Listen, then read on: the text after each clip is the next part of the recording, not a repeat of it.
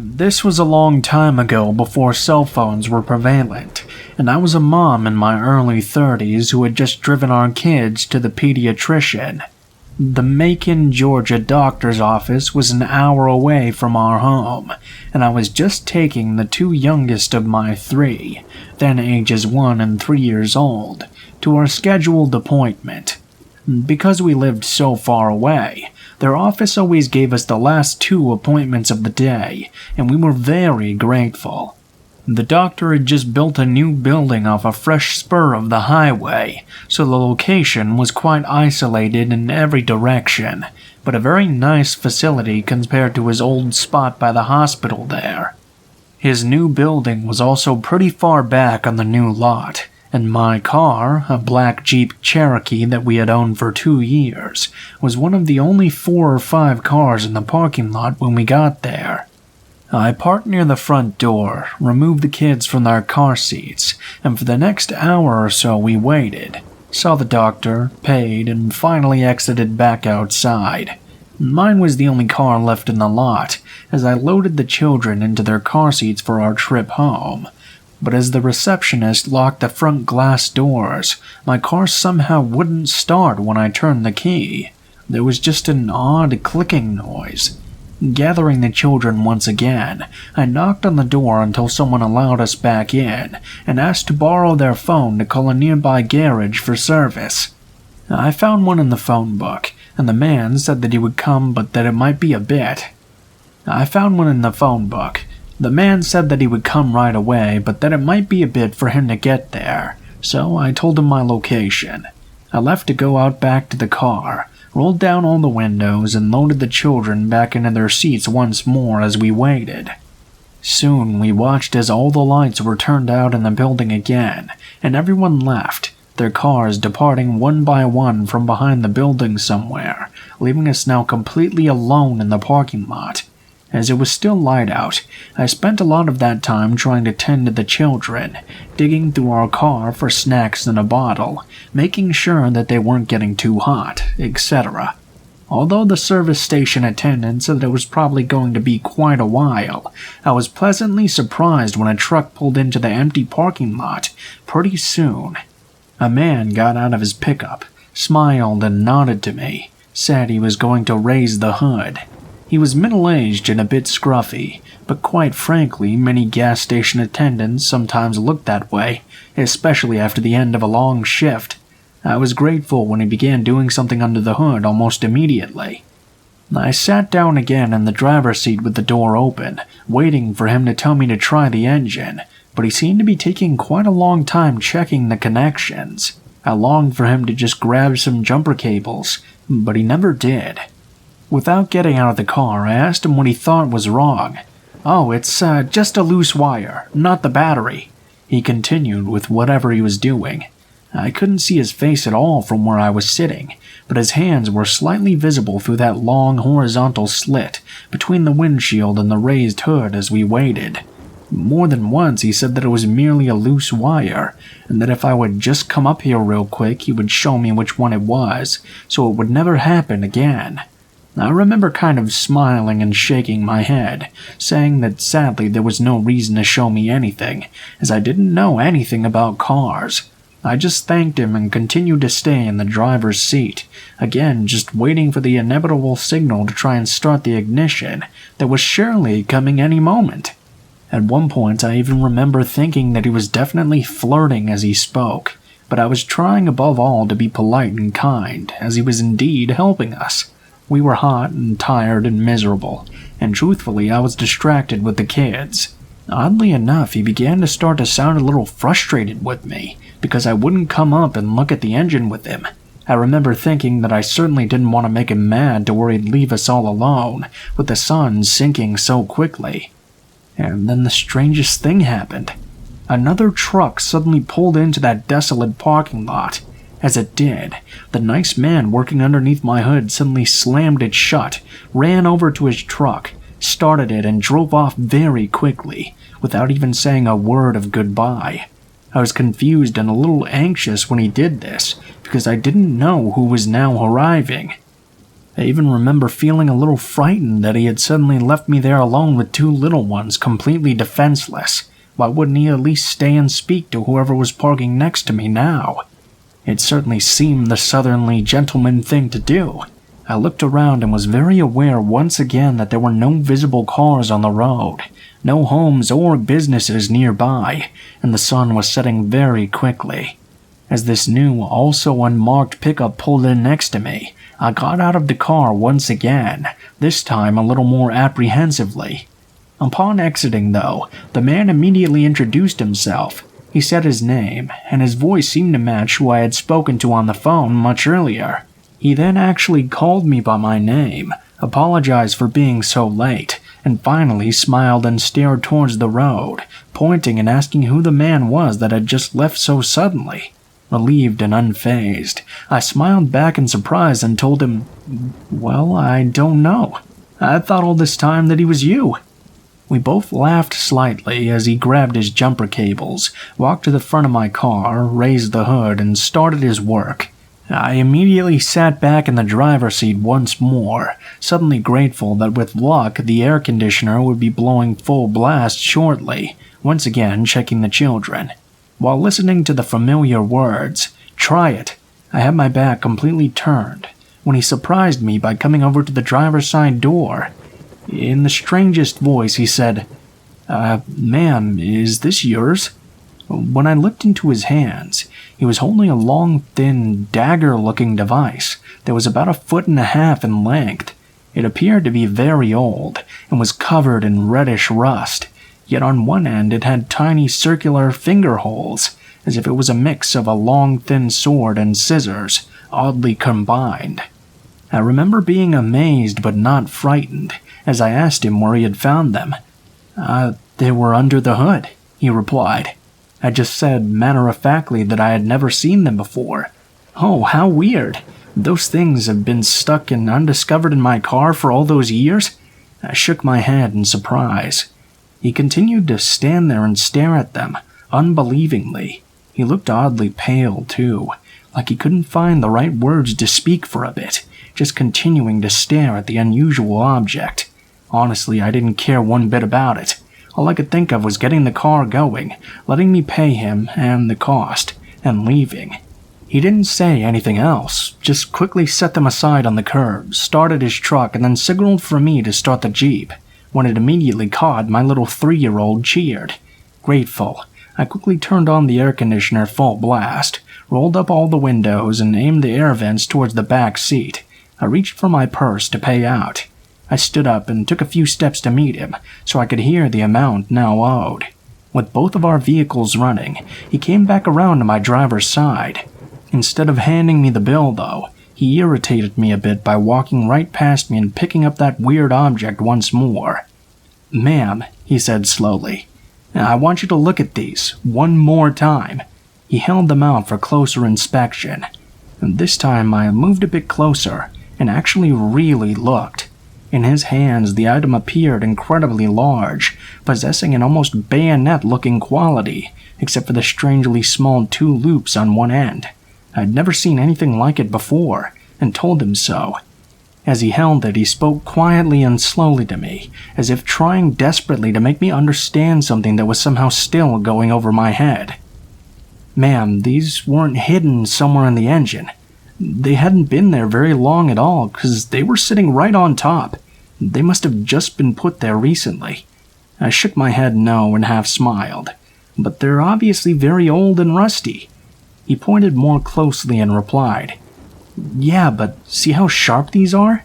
They look like they were just sharpened." When I looked down, I noticed that he was right. The long, skinny, dagger-like shape was unusual, but by far the oddest quality was just how sharp it appeared to be. The edges at the tip where the rust had been removed were gleaming silver. As I paid him, his final words to me were, "Ma'am, I don't know what was about to happen here, but I'm real glad I pulled up when I did." He quietly thanked me when taking the payment, told me to call the police right away when I got home, and then asked me where I wanted the item. I didn't touch it. I didn't want to take it at all, but I released the back window so he could place it inside. We both left the lot together, Him turning one way, me turning the other towards a small winding highway that would lead home, still about an hour away. I did indeed contact the Macon police the moment we arrived home, and I got the children inside safely. Although they listened politely, they declined when I offered to bring the scissor-like thing to them later. The officer I spoke to said it sounded as if they were specialized surgical shears for my description and measurements on the phone, which I found quite disturbing, as you can imagine. I remember wondering how he would even know that, why he would say that. I tried so carefully not to touch any of the surfaces, hoping they might be able to lift some prints or test it for blood if they wanted, but the story just seemed to bore him a bit, and he didn't seem interested. His attitude insinuated that as long as there was no longer an emergency, it was of no importance now. At the very end of the call, as if to wind things up, he did say it sounded as if I was very lucky, and that I might want to keep them for a few days just in case someone from his office got back with me later. But that was all. I wrapped them carefully in newspaper and placed them in the brick storage unit behind our house, where they remained for several more years, untouched until we finally moved away, and finally, not wanting to bring them across several states, threw them in the trash. Around that time, though, if you look through old news reports, women were going missing all over Georgia.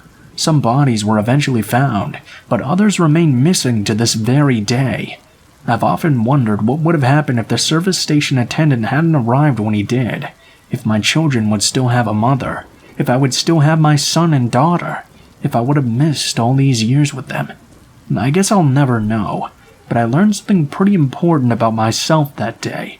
I had always felt that I was very aware of my surroundings, pretty good at reading people and staying safe. But because I was exhausted, tired, and hot, stranded in a different city, my common sense and intelligence simply left me for a bit and weren't working at all at the time. Many of my friends and family still think that our car trouble that day and my lack of awareness could have easily cost us our lives.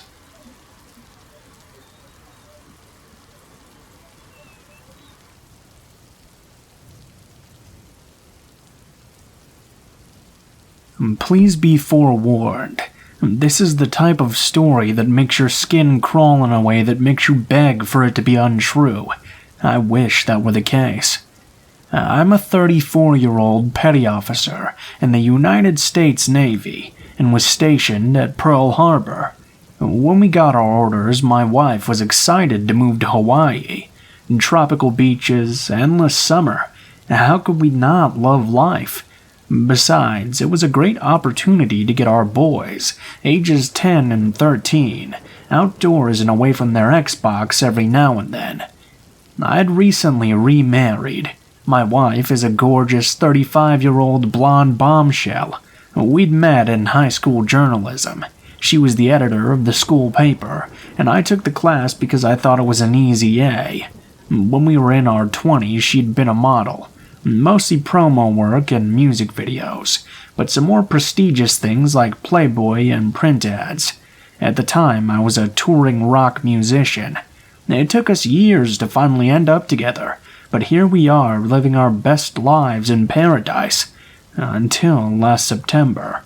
Early September 2019, my wife was away at a retreat, and I had to return home urgently for a family emergency. Something was off, and we could both sense it. We all decided to return home early, so we got a space on a military flight as soon as one became available. By the time our flight had landed, we were completely exhausted. Fortunately, we lived in a privatized military housing just outside the base. However, as we drove up to our house, my wife noticed my bicycle sitting in front of the garage. "You left your bike outside. Were you getting some exercise before you left?" I hadn't touched my bike at all since we'd first moved to Hawaii. Something was wrong. I instructed the kids to stay behind in the car and immediately unlocked and slid open our garage door. The garage was completely trashed. It was apparent from the start that we'd been robbed. The kids were now standing outside the car.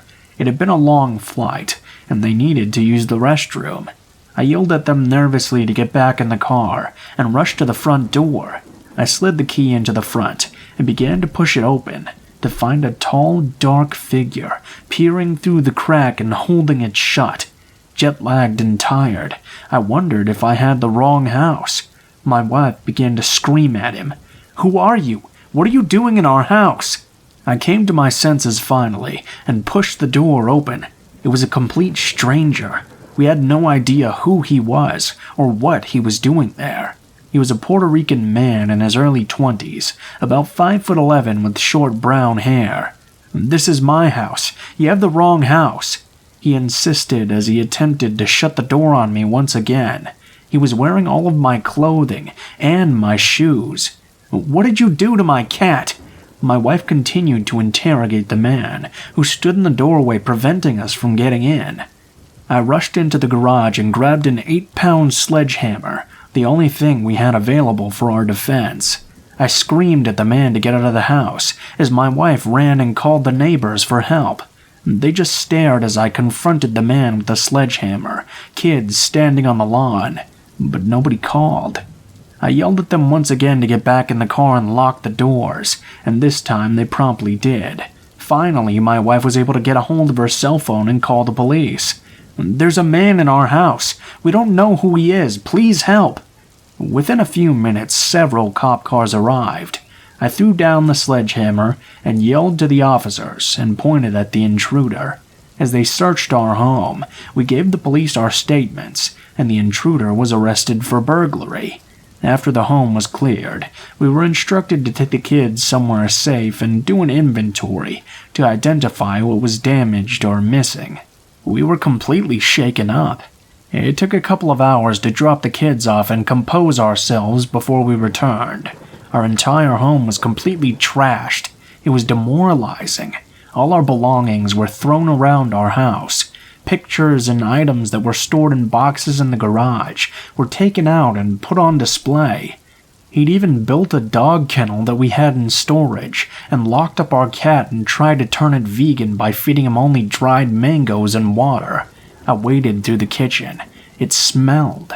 There were pots and pans filled with human feces, urine, and God knows what else.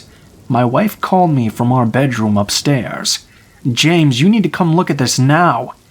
On our bed, an old MacBook was open next to my combat knife and various other personal objects. The Omnivore Trials, a rehabilitation for rat-like people. The stranger had left about a dozen pages of notes on our old computer. These notes detailed my wife and children as his test subjects, stating that they were a species called omnivores. He planned to surgically alter them to become a new species called Ezekiels. We searched our other devices. The web history revealed he had viewed many videos on how to surgically remove arms, perform anal reconstructive surgery, and perform gender reassignment surgery.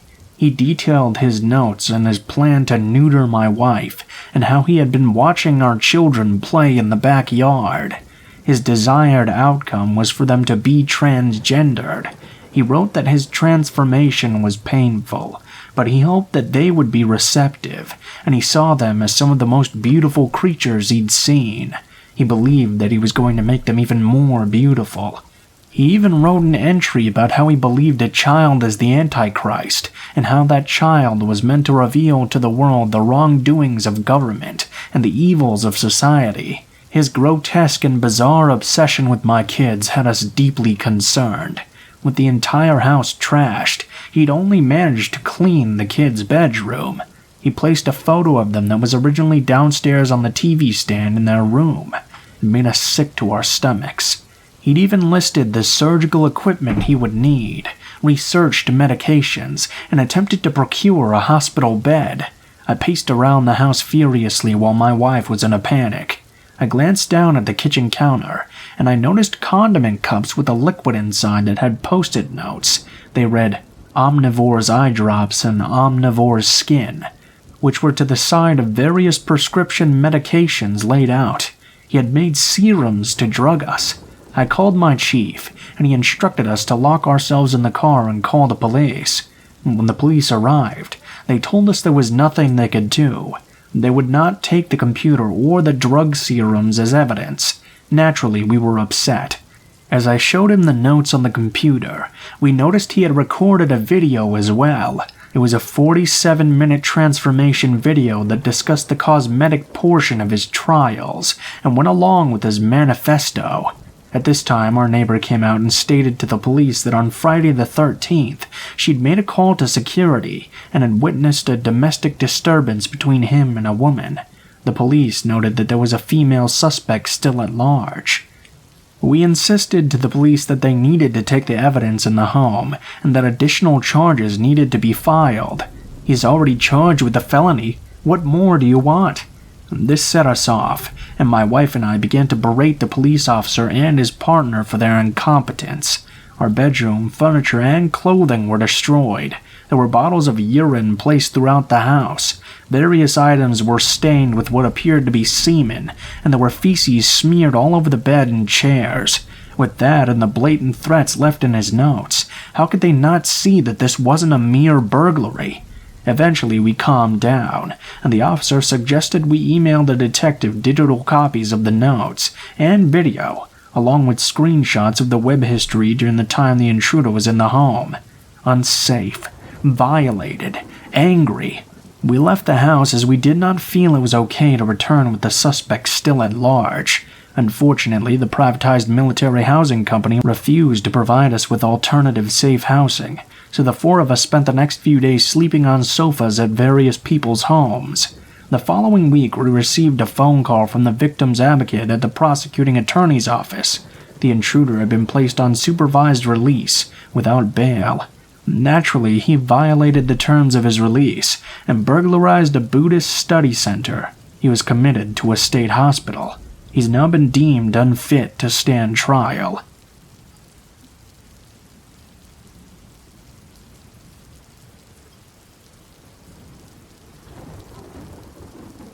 When I was 16, I worked in a coffee shop. It was my first job, and I really liked working there. I was a young girl, so I would occasionally get a creepy comment from some random old man. I could sometimes tolerate it, because I really needed the paycheck, but this time it went way too far. I usually worked from 2 p.m. to 10 p.m., and those were long, feverish hours. There were 2 stations to switch between in the coffee shop, one for coffee and pastries and one for ice cream. So I would be spending hours going back and forth between the 2 stations. I would often work with a girl who was in her early 20s named Kelly. She was really pretty, and often colored her hair crazy colors, but she had the maturity of a freshman in high school. She wasn't much help on these long nights, despite being the supervisor. She also had a huge ego for someone who made me do all the work, and then expect the tips to be split. For about a week now, I'd noticed the same man frequenting the place. He'd come in with a laptop, order a hot green tea, and then sit down and browse the internet for hours. I didn't pay any attention to him at first. About the 3rd day in a row of him coming in, he made small talk with me at the counter. He asked for my name, because I wasn't wearing my name tag.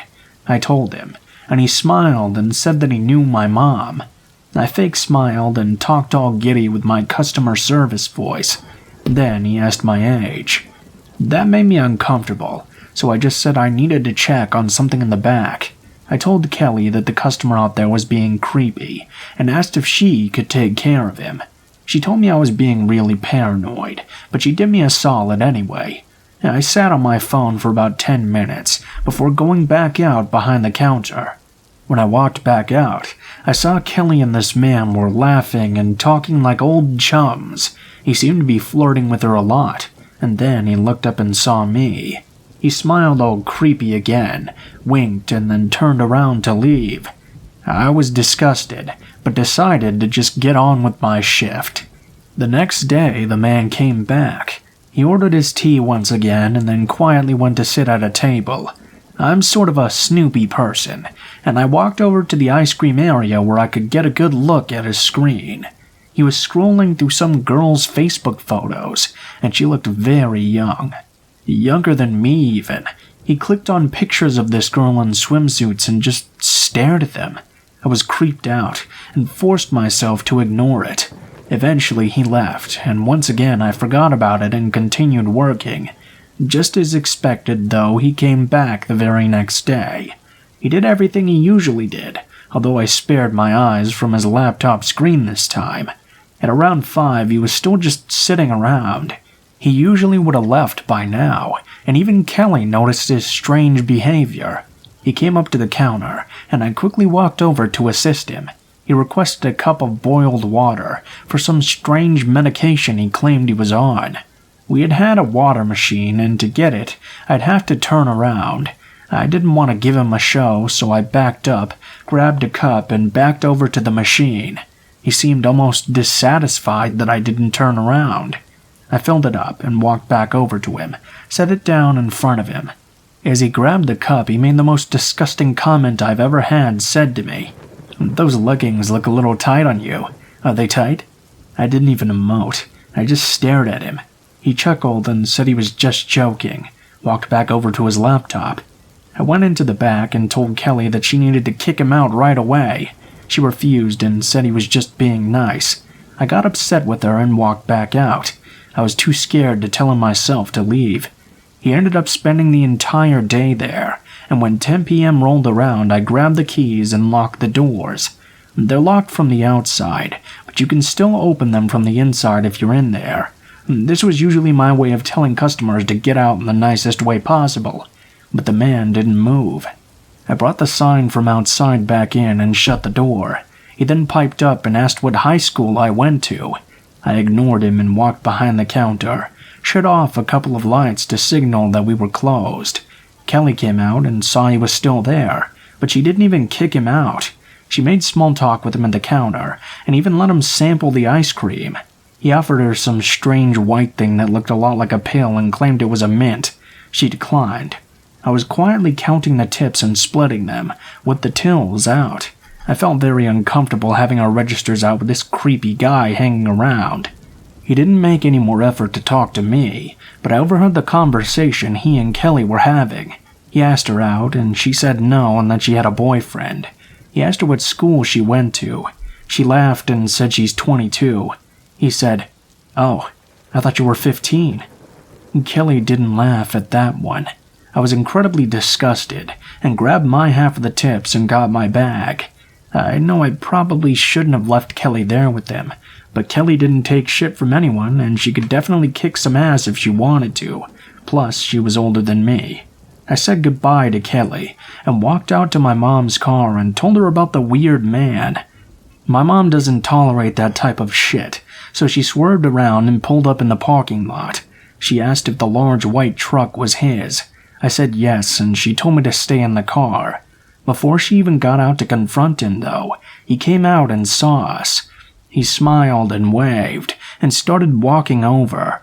My mom backed right out and drove away, and told me what she knew about the man. My mom works at a bank, and he's a member. He would constantly try asking her out despite her being married, and always make inappropriate comments. My mom has a framed picture of me on her desk, and all the customers who come in can see it. He must have seen that and found me on Facebook, learned where I worked. We called the police when we got home and told them all about this man. They told us that they were looking for him and that they would call us back. Well, they found him pretty easy. He was arrested, but not for the harassment, for the fact that he had been banned from the premises for a year and wasn't allowed back.